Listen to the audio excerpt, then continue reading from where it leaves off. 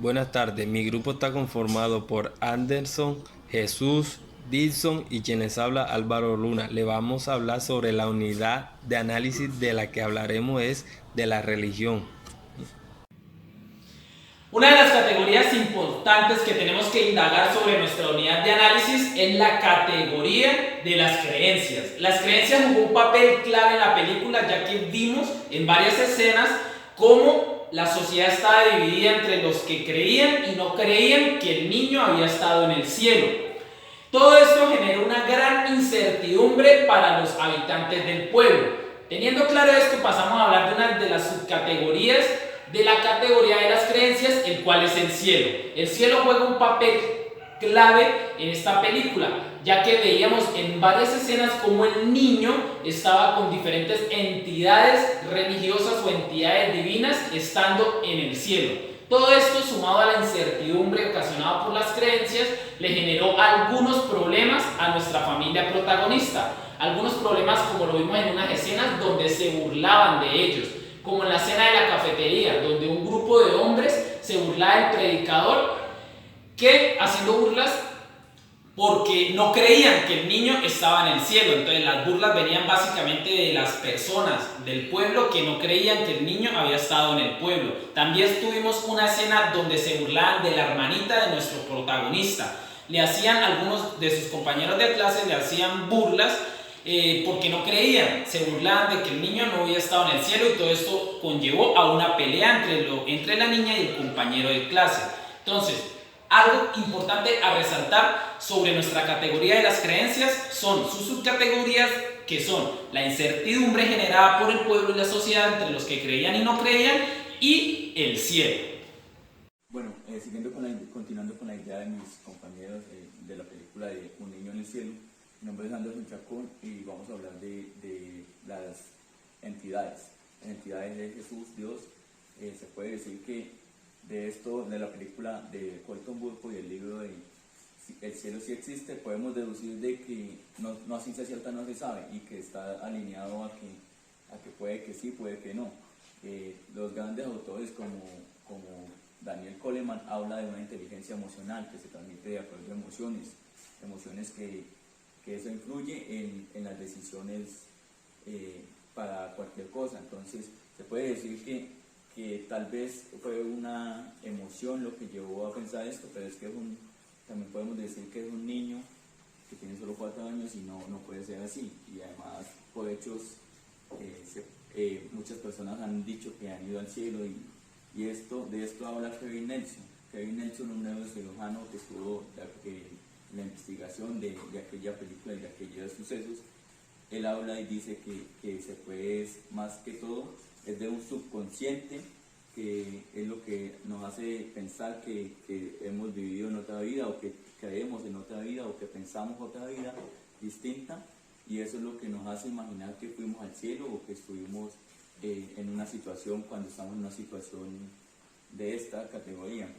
Vygotsky también habla de un estudio genético, que es donde dice que que hay que estudiar el caso en el momento exacto y en el momento en el momento principal. Entonces no hay que dejar de atrás el Señor. Buenas, mi nombre es Álvaro Antonio Luna Manjarres. Les voy a hablar sobre la oración de un autor que nos dice de la oración, que es Humberto Maturana. Nos dice que la oración es el mundo en que vivimos, es un mundo de distintas clases del que uno corrientemente piensa, pues no es un mundo de objetos independientes de nosotros o de lo que hacemos, no es un mundo de cosas externas que uno capta en el acto de observar, sino que es un mundo que surge de la dinámica de nuestro operar como ser humano. Como podemos ver en la oración, nos dimos cuenta, en la película, nos dimos cuenta que más que todo tuvieron la oración a toda hora para la recuperación del niño, donde se vio que la oración y la fe mueven montañas, y donde el niño salió bueno de ahí, de esa circunstancia, de lo que estaba pasándole a él. Pues, y también hay otro autor que quiero aclarar también que nos dice como de la oración, que es Paulo Freire, que nos dice que la palabra es como la acción y la reflexión. ¿Qué nos dice? Sí, por lo contrario se subraya o hace exclusividad la acción con el sacrificio de la reflexión. La palabra se convierte en activismo, que es acción por la acción al minimizar la reflexión. Niega también la praxis verdadera e imposibilidad del diálogo. Como podemos ver ahí en la película, mucho fue el diálogo que tuvieron entre la mamá y el niño para sacar esa fuerza que tenían ellos hacia la oración, para que él saliera adelante poco a poco en la recuperación. Más que todo, la palabra y la oración es muy importante en cualquiera de estas situaciones porque contribuyen al proceso de mejoramiento de cada persona cuando está en una situación difícil para todos. Muy buenas, mi nombre es Dixon López y el día de hoy le voy a hablar un poco sobre la fe. Entonces iniciamos la fe según Santo Tomás de Aquino, el cual nos define la fe como el asentamiento en el entendimiento que otorga la verdad sin que sea consecuencia de la evidencia.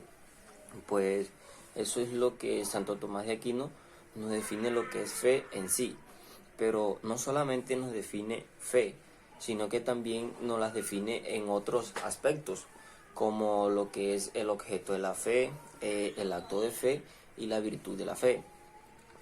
Él nos define cada uno de estos aspectos. Entonces, el primer aspecto que él nos define es el objeto de la fe. Santo Tomás de Aquino nos define el objeto de la fe como un objeto complejo para el creyente, porque nuestro intelecto puede formular los artículos que le preocupan solo presidiendo o solo respondiendo con afirmaciones o negaciones. Pues eso es lo que Santo Tomás de Aquino nos define como el objeto de fe. Él también nos define lo que es el acto de fe. En el acto de fe, él cree que es pensar con sentimiento.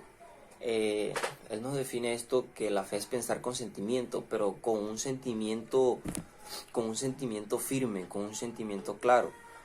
Porque al no ser así, al no pensar la fe con un sentimiento firme o con un sentimiento claro, ya no sería fe, sino que sería una duda, una sospecha o una opinión. Por eso es que él nos dice que la fe sería un pensamiento firme y claro en el acto de fe. También nos define lo que es la virtud de la fe. Pues él nos define la virtud de la fe como el fundamento de lo que se espera y el argumento de lo que no existe. Eso nos lo define él como la virtud de la fe. Entonces, esto es lo que Santo Tomás de Aquino nos define como fe en sí y en distintos aspectos, como es la virtud de la fe, el acto de fe y el objeto de fe. Buenas tardes, mi grupo está conformado por Anderson, Jesús, Dixon y quienes habla Álvaro Luna. Le vamos a hablar sobre la unidad de análisis de la que hablaremos es de la religión.